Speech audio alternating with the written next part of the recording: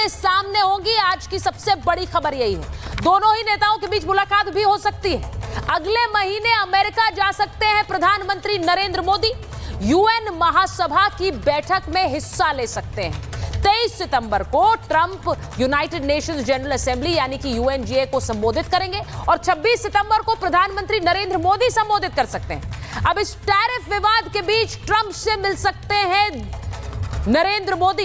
Trump ने भारत पर कुल 50% टैरिफ लगाया।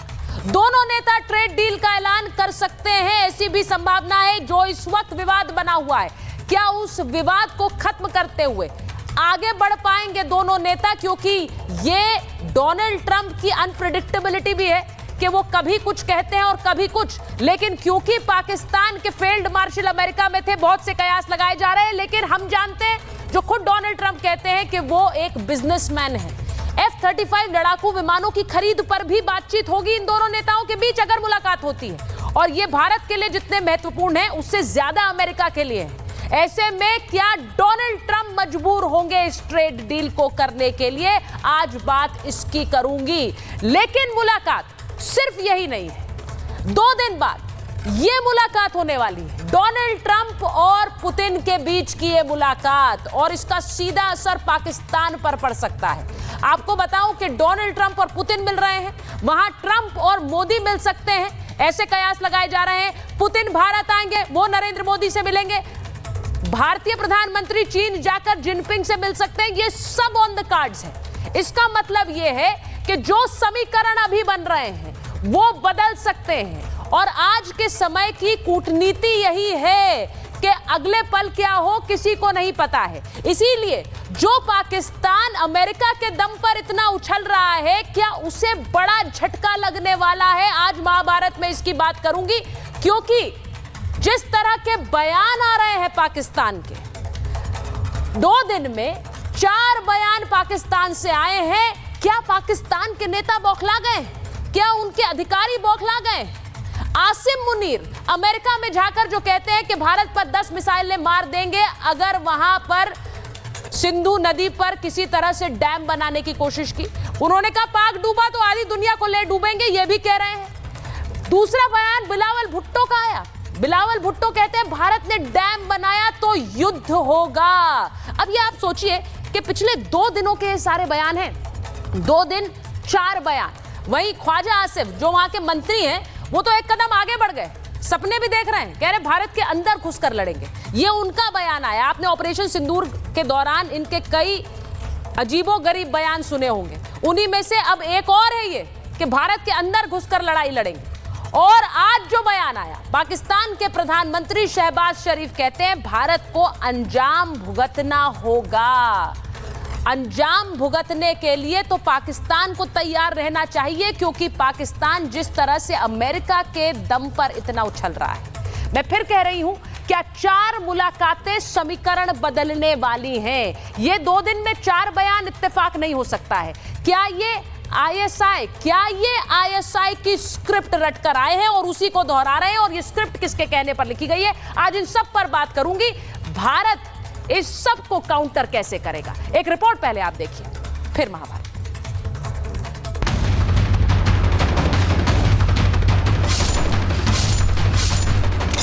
मोदी जाएंगे अमेरिका, शहबाज मुनीर का बीपी बढ़ गया। ट्रंप के दम पर उड़ेगा तो फिर पिटेगा पाकिस्तान। 2 दिन 4 बयान, बौखला गया है आतंकिस्तान। पहलगाम हमले के बाद जब भारत ने पाकिस्तान को करारा जवाब देते हुए सिंधु जल समझौते को स्थगित किया, तब पाकिस्तान की हेकड़ी निकल गई। और तब से लेकर अब तक पाकिस्तान फड़फड़ा रहा है, वो बौखला रहा है। कभी आसिम मुनीर तो कभी शहबाज शरीफ भारत को कान पकड़ने की बात कह रहा है। पाकिस्तान की एक बूंद भी तुम पाकिस्तान से छीन नहीं सकते। उस खुदाए बुजुर्गो बरतर की कसम है कि अगर तुमने ये हरकत की तो दोबारा तुम्हें वो सबक सिखाएंगे कि तुम कानों को हाथ लगाओगे पाकिस्तान का तुम कभी भी। अपने लोगों के सामने अपनी साख बचाने के लिए पाकिस्तानी प्रधानमंत्री शहबाज भारत को गीदड़ भभकी दे रहे थे, तो भारत से उन्हें करारा जवाब मिल गया। अभी गीदड़ भभकियां दे रहे हैं पड़ोसी, अमेरिका से दे रहे हैं परमाणु हथियार। अरे भारत किसी की धमकी से भभकी से डरने वाला नहीं है। पूरी दुनिया सुन ले, सिंधु समझौता रद्द हो गया है। हमारा पानी हमारे किसानों के काम आएगा, ये तय फैसला है मोदी जी। ब्रह्मोस है हमारे पास पानी। इंडस वाटर ट्रीटी को सरकार ने एबेंस में रखा है। अब एबेंस में रखा है तो बजाय उसके कि आप थोड़ा तब्दीली दिखाते, आप धमकी दे रहे हैं, तो धमकी का असर कुछ नहीं होगा भारत के ऊपर। अब बहुत हो गया। इससे पहले आसिफ मुनीर ने तो अमेरिका की धरती से परमाणु बम की धमकी दे दी। इसके बाद ख्वाजा आसिफ कह रहे हैं कि इस बार जंग बॉर्डर पर नहीं, भारत के अंदर घुसकर करेंगे। हद तो तब हो गई जब पाकिस्तानी नेता बिलावल भुट्टो ने यह कह दिया कि पूरा पाकिस्तान जंग के लिए तैयार। भुट्टो की इस बिलबिलाहट पर उसी की भाषा में जवाब मिला। आप सिंधु की तरफ इस किस्म की हमला के बारे में सोचेंगे तो फिर पाकिस्तान के हर सूबे के अवाम आपका मुकाबला करने के लिए तैयार है, और ये ऐसे जंग है जो आप जरूर हारेंगे। अगर ऐसी बातें करते रहेंगे तो फिर खोपड़ी सनक गई तो फिर दूसरा हो जाएगा ना। फिर एक ब्रह्मोस चला तो दूसरा ब्रह्मोस चलेगा। पाकिस्तानी नेताओं की धमकी नई बात नहीं, बार बार मुंह की खाने के बाद भी ऐसी बयानबाजी उनकी आदत बन गई। पाकिस्तान के प्रधानमंत्री शहबाज शरीफ ने एक बार फिर से धमकी भरे बयान दिए हैं, जो कि मेरे विचार से एक गीदड़ भभकी मात्र ही हैं। इन बयानों का भारत के ऊपर कोई फर्क नहीं पड़ने वाला। भारत की जो आतंकवाद के प्रति जीरो टॉलरेंस की नीति है वो लगातार जारी रहेगी। ऐसा लगता है कि पाकिस्तान को खोखली धमकियां देने की आदत पड़ चुकी है। वो ये कह रहे थे पहले कि या तो इन नदियों में हमारा पानी बहेगा या उनका खून बहेगा, और अब ये कह रहे हैं कि पानी रोका तो युद्ध होगा। हाँ, हुआ था ना 4 दिन का, अभी युद्ध आ गए ना, औंधे मुंह गिर पड़े। कितना नुकसान हुआ, आज तक तुम्हारी आवाम चिल्ला रही है। ठीक 2 दिन पहले आर्मी चीफ भी कह चुके हैं कि पाकिस्तान युद्ध करेगा, हमें युद्ध के लिए तैयार रहना होगा। For which we are looking at, it may happen soon, and we have to prepare accordingly, as already been brought out by director, that in this we have to fight this battle together. Pakistan America के दम पर उछल रहा है, भारत को गीदड़ भभकी दे रहा है।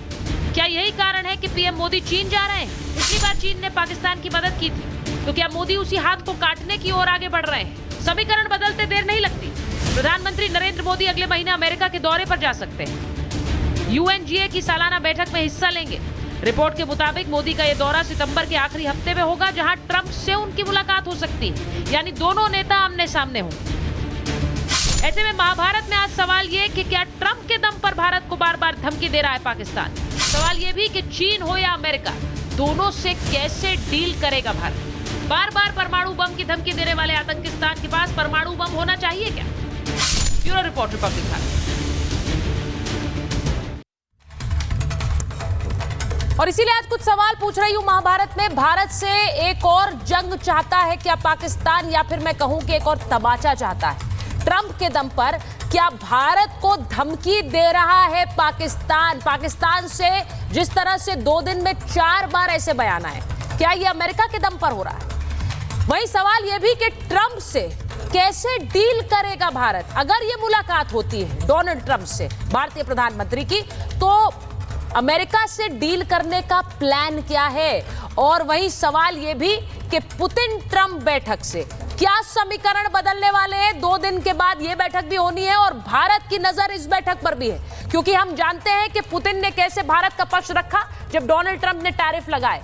अब इस बैठक के बाद क्या समीकरण बदलेंगे या बिगड़ेंगे, इस पर भी बात कर लेते हैं। मेरे साथ जो मेहमान हैं, परिचय आपसे करा देती हूँ। बीजेपी के राष्ट्रीय प्रवक्ता अजय आलोक जी जुड़ रहे हैं, हमारे साथ एम्बेसडर दीपक बोरा को आप देख रहे हैं, हमारे साथ वरिष्ठ पत्रकार हर्षवर्धन त्रिपाठी जी जुड़ रहे हैं, विवेक श्रीवास्तव जी हमारे साथ जुड़ रहे हैं, लेफ्ट के नेता हैं, राजनीतिक विश्लेषक हैं, और वरुण पुरोहित जी हैं, कांग्रेस के नेता हैं। बहुत बहुत स्वागत आप सभी का।